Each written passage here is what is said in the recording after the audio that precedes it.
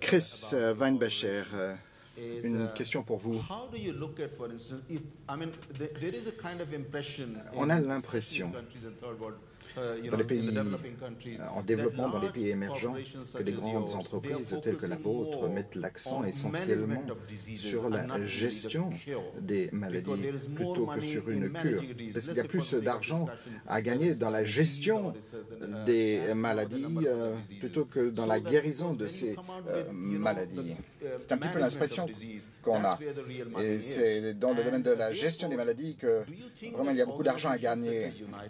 Et des organisations telles que les Nations Unies, pensez-vous qu'elles devraient s'impliquer, s'engager pour créer des centres d'excellence peut-être dans le monde entier, aux quatre coins de la planète, qui rechercheraient des cures pour ces différentes maladies?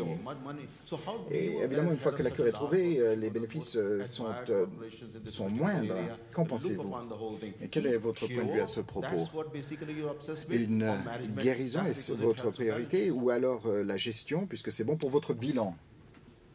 Je ne sais pas si je fais en anglais ou en français, mais bon, I'll answer in English. Alors en anglais peut-être. Je crois qu'il faut se rappeler que, avant tout, c'est la science qui va trouver la solution. Nous aimerions trouver une cure, une guérison. Nous travaillons avec des grands chercheurs, des grandes organisations de recherche, des scientifiques dans le monde entier. Et lorsqu'une cure est possible, on essaye de l'identifier. Ce n'est pas uniquement une cure, une guérison, mais c'est également l'aspect prévention.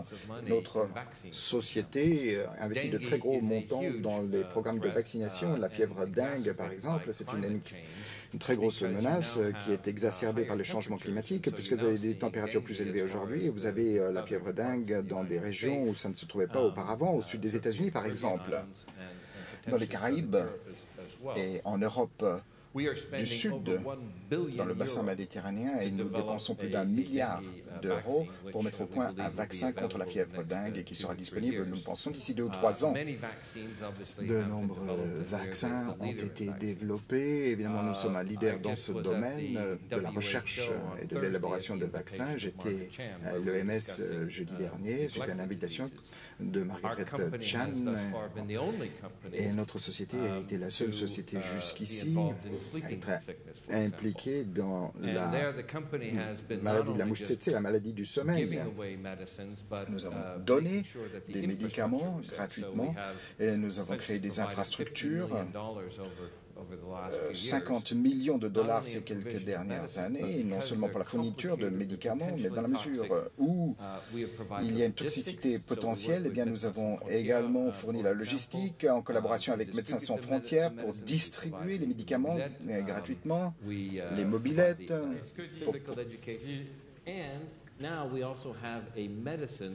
Et nous avons aujourd'hui un médicament qui pourrait être utilisé pour éradiquer la maladie du sommeil. Oui, mais pour ce qui est de maladies très communes, assez répandues, en Asie notamment, on voit qu'il n'y a pas grand-chose qui se passe pour ce qui est d'identifier une cure, et on voit que peut-être l'accent c'est sur la gestion de ces maladies. Alors, une organisation telle que les Nations Unies, est-ce qu'elle aurait un rôle à jouer? Comme on nous a dit d'être direct et pas hypocrite. Well, we were asked to be direct and not hypocritical. Taneja was talking to the representative of Sanofi Aventis and saying that what you privileged was the management aspect, which is more interesting financially rather than trying to look for a cure. And as regards to donations, well, this is a humanitarian gesture that conceals maybe the profits that you're making. I'm being very direct. Well, let us not forget, it's not the pharmaceutical industry that is directly responsible for this. So there are hundreds of millions of euros